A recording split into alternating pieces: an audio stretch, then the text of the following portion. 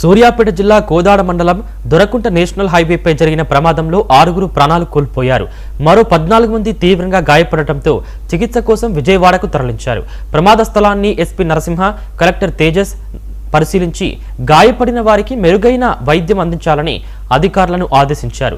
ఈ ప్రమాదంతో జాతీయ రహదారిపై భారీగా ట్రాఫిక్ జామ్ ఏర్పడగా పోలీసులు తీవ్రంగా శ్రమించి వాహనాల రాకపోకలను క్రమబద్ధీకరించారు. ఇక ఈ ప్రమాదం ఎలా జరిగింది, ప్రమాదానికి గల కారణాలేంటి, ఇలాంటి మరిన్ని వివరాల ఘటనా స్థలం నుంచి మా ప్రతినిధి రామకృష్ణ అందిస్తారు.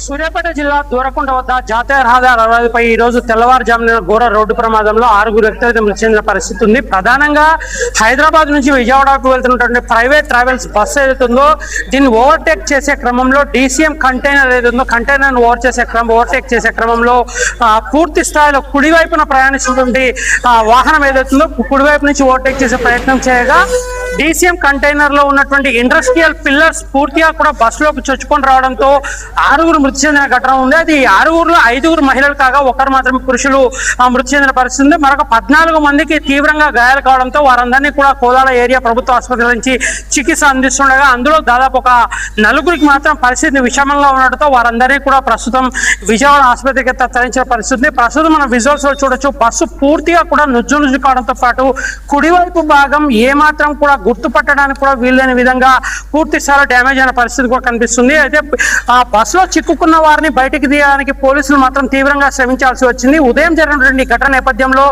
పెద్ద ఎత్తున ట్రాఫిక్ జామ్ కూడా కావడంతో పోలీసులు అయితే తీవ్రంగా శ్రమించి ఆ బస్సులో చిక్కుకున్న బాడీలను బయటకు తీయడంతో పాటు ట్రాఫిక్ ను క్లియర్ చేయడానికి చాలా అవసరాలు అయితే పడినటువంటి పరిస్థితి. సుమారు గంట నుంచి గంటన్నర పైగా రెస్క్యూ ఆపరేషన్ నిర్వహించి బస్సులో చిక్కుకున్న వారి డెడ్ బాడీలను బయటకు తీసి పోస్ట్ మార్టం నిమిత్తం ప్రభుత్వ ఆసుపత్రికి తరలించిన పరిస్థితి. ఈ విషయం తెలిసిన వెంటనే జిల్లా ఎస్పీ నరసింహతో పాటు జిల్లా కలెక్టర్ తేజస్ నందలాల్ పవార్ కూడా ఘటనా స్థలాన్ని సందర్శించడంతో పాటు జరిగినటువంటి పరిస్థితి, ప్రమాదం ఏ రకంగా జరిగిందనే విషయాన్ని కూడా పూర్తి స్థాయిలో తెలుసుకొని ప్రమాదంతో పాటుగా క్షతగాత్రులు వెళ్తున్న వారందరికీ మెరుగైన వైద్యం అందించాలని చెప్పి సంబంధిత అధికారులకు కూడా ఆదేశించిన పరిస్థితి ఉంది. ప్రస్తుతం గాయపడ్డ వారంతా కూడా కోదాడ ఏరియా ప్రభుత్వ ఆసుపత్రిలో చికిత్స పొందుతుండగా సీరియస్ గా ఉన్న వారిని మాత్రం విజయవాడకు తరలించిన పరిస్థితి ఉంది. బస్సు పూర్తిగా నుజ్జు కావడంతో పాటుగా దాదాపు అంటే రక్తపు మరకలతో కూడా బస్సు ఉన్నటువంటి పరిస్థితి ఉంది. తెల్లవారుజామున అందరూ గాఢ నిద్రలో ఉన్న క్రమంలో ఈ ప్రమాదం జరగడంతో అసలు ఏం జరిగిందో కూడా తెలియని పరిస్థితిలో ప్రమాదం సంబంధించి ప్రయాణికులు అయితే ప్రయాణిస్తున్న క్రమంలో వారంతా నిద్రపోతున్న సమయంలోనే గాఢ నిద్రతో పాటు యాక్సిడెంట్ ద్వారా వారు పైలోకాలకు వెళ్ళిన పరిస్థితి కూడా చాలా స్పష్టంగా కనిపిస్తుంది. పూర్తి స్థాయిలో డ్రైవర్ నిర్లక్ష్యం, డ్రైవర్ అజాగ్రత్త కారణంగానే ఈ ప్రమాదం జరిగినట్లుగా పోలీసులు మాత్రం ప్రాథమికంగా అంచనా వేశారు.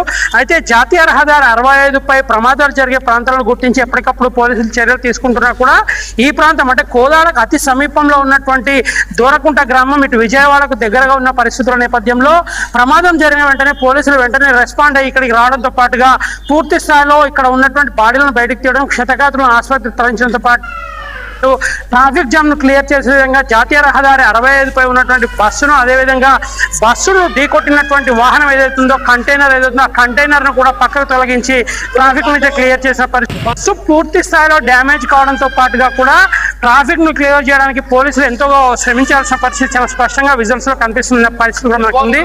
ముఖ్యంగా ఇట్లాంటి ప్రమాదాలు జరిగే క్రమంలో గాఢ నిద్ర మాత్రమే ప్రధానంగా కారణమని పోలీసులు అయితే ధృవీకరిస్తున్న నేపథ్యంలో ఇట్లాంటి ఘటనలు చోటు చేసుకున్న అవసరమే అన్ని చర్యలు కూడా తీసుకునే దిశగా హైవే పై ఉన్నటువంటి బ్లాక్ స్పాట్స్ ఏవైతున్నాయి, ఈ బ్లాక్ స్పాట్ లో కూడా ప్రత్యేక చర్యలు చేపట్టిన పరిస్థితి కూడా కనిపిస్తుంది. ప్రధానంగా గతంలో అనేక సందర్భాల్లో జాతీయ రహదారి పై కోదాడ సమీపంలో ఉన్నటువంటి ఆకుపాంలో ఎక్కువగా ప్రమాదాలు జరిగే పరిస్థితి ఉండగా తాజాగా ఈ ఘటన జరిగిన నేపథ్యంలో దీన్ని బ్లాక్ స్పాట్ గా గుర్తించాలా, లేకపోతే ప్రమాదం జరిగిన ఘటన ఏదైతే ఈ ఘటనలో పూర్తి స్థాయి డ్రైవర్ నిర్లక్ష్యం ఉందని అది పోలీసులు ధృవీకరించిన నేపథ్యంలో దీన్ని ఏ రకంగా చూడాలనే విషయంపై కూడా పోలీసులు అయితే కేసు నమోదు చేసుకుని దర్యాప్తు చేస్తున్న పరిస్థితి చాలా స్పష్టంగా కనిపిస్తుంది.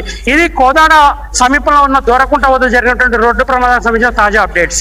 వీడియో జర్నలిస్ట్ మధుతో రామకృష్ణ, 99 టీవీ కోదాడ నుండి. అక్టోబర్ 14, 15 తేదీల్లో